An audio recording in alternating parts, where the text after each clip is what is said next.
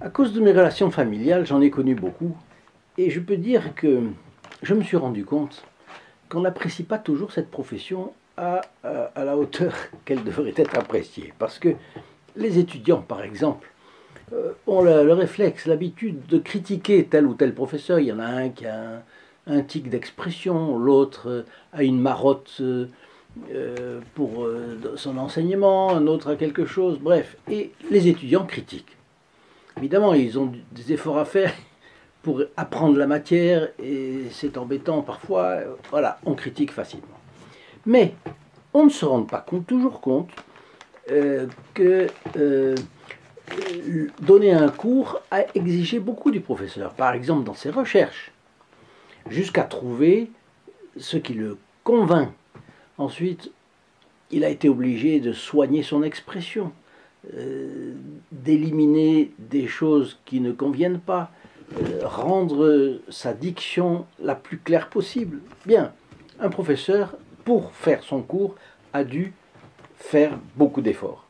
Et cela, on ne s'en rend pas compte. Donc c'est le côté sympathique du professeur d'université.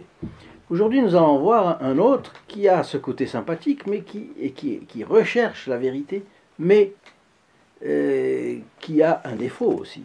Et c'est un Sicilien. C'est l'histoire banale, on peut dire comme ça, d'un Sicilien, professeur de son État.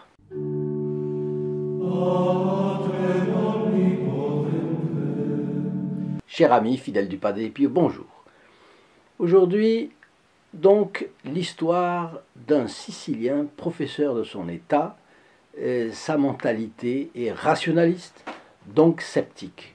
Et chaque fois qu'il entend parler du Padre Pio, il sent intérieurement monter sa révolte contre la foi chrétienne, parce que pour lui, tout ce que les gens peuvent dire sur le saint capucin n'est que le produit de la fantaisie et d'un fidéisme trompeur, parce que irrationnel, justement. Et un beau jour, le livre du journaliste Alberto Del Fante, dont nous avons déjà parlé, du doute à la foi, lui tombe dans les mains. Il entreprend de le lire, au départ pour en débusquer l'erreur, puis par curiosité, puis il éprouve une émotion qu'il ne connaît pas et qui l'amène de fil en aiguille à lire l'ouvrage jusqu'à s'endormir dessus. Et le matin, il est réveillé par quelque chose qui le tape. Et devant lui se tient un religieux barbu, semblable à celui, vous l'avez deviné, de la couverture du livre, alors qu'il se frotte les yeux. Mais il a de la distance psychique, si on peut dire comme ça, il est imperturbable. Et il demande au barbu qui est là, « Vous ne seriez pas le Padre Pio par hasard ?» Et le Padre Pio, notre bon capucin, lui répond, « Oui, mais ne soyez pas surpris. Ma tâche est de consoler les affligés, surtout ceux qui souffrent spirituellement. » Ah, soit dit en passant, dans ce monde, qui ne souffre pas sur le plan spirituel? Et c'est logique. On a d'abord expulsé Dieu de la vie de tous les jours par le silence. On a progressivement mis de côté tout ce qui pouvait élever les âmes vers lui. La vérité, la beauté, la sainteté. La politique a produit des lois iniques au milieu d'un fratras d'autres qui sont absolument inutiles et font peser un carcan sur chaque individu. On banalise la laideur et le mal, on laisse faire ce qui est mauvais, on bride le bien autant que possible, et on arrive progressivement à un chaos dans tous les secteurs de la vie civile. Il n'est pas étonnant dans ces conditions que le taux de suicide augmente, que certains recherchent le paradis artificiel de la drogue, d'ailleurs qui détruit les nerfs, et pour finir, ressurgissent des formes de spiritisme et d'exaltation du diable qui ne présagent rien de bon pour l'avenir. Alors, le monde souffrira tant qu'il n'aura pas donné à notre Seigneur Jésus-Christ la place centrale qui lui revient par droit de naissance et par droit de conquête. Et pas seulement à la messe le dimanche, non. Dieu doit être servi à chaque instant de notre vie. Et si ce n'est pas cela, on sera un catholique de pacotille. et pas un catholique sérieux. Vous le voyez, le Padre Pio, envoyé par Dieu à ce professeur, se présente lui-même comme une solution. Ne croyez-vous pas venu le moment de mettre vos pas dans les pas du Padre Pio? Il est une bonne solution. Pour beaucoup, la solution. Pour une ère historique peut-être, qui nous est offerte par Dieu. Si vous sentez que cette grâce est aussi faite pour vous, profitez-en, pour faire ce qui est à votre portée. Alors, regardez dans la description ici en bas, dans la description de cette vidéo, et abonnez-vous à cette chaîne pour ne rien rater en actionnant la clochette. Partagez à un être cher, l'une quelconque des 300 vidéos de la chaîne. Allez voir ce que je vous dis sous le lien st-padre-pio.fr que j'ai mis en bleu. Et le Padre Pio continue. Je vois que vous recherchez sincèrement le bonheur et la vérité.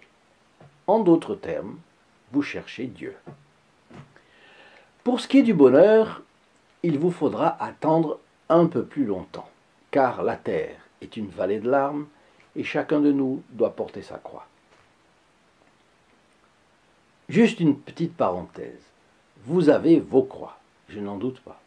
Mais avec le Padre Pio, les croix sont plus légères, parce qu'il a une spécialité, il éclaire l'intelligence et il stimule le courage, la force, l'entrain, la résolution à affronter les difficultés. Voilà pourquoi je vous offre de téléphoner au 0805 36 08 47 pour vous procurer gratuitement, le port est gratuit, la photo est gratuite, vous procurez gratuitement la photo du Padre Pio et inscrire par exemple les intentions que vous pouvez avoir dans la messe de vendredi à midi. Alors notre capucin continue. Le bonheur, comme vous le voyez, n'est pas de ce monde. Chacun, s'il le veut, peut trouver Dieu. Vous vous êtes trompé de chemin. Une science qui ne se préoccupe pas de rechercher celui qui est n'est d'aucune utilité. C'est de la pure vanité. Cherchez un autre moyen, purifiez votre cœur, soyez plus simple, et vous atteindrez, je vous l'assure, la paix dans cette vie et le bonheur éternel dans l'autre. Je trouve remarquable de logique cet exposé. Il n'est pas fini. Je vais vous terminer la chose. Mais voyez la logique. Il commence par lui dire que il voit bien, le Padre Pio voit bien qu'il cherche le bonheur et la vérité. Et il lui dit, bon, pour ce qui est du bonheur, il faudra attendre encore un peu. Mais pour la vérité, pour atteindre Dieu, il y a un moyen. Mais vous ne pouvez pas vous prétendre scientifique et ignorer celui qui est. La science est à la recherche de la vérité. Mais ce n'est pas la science qui la donne. Voilà.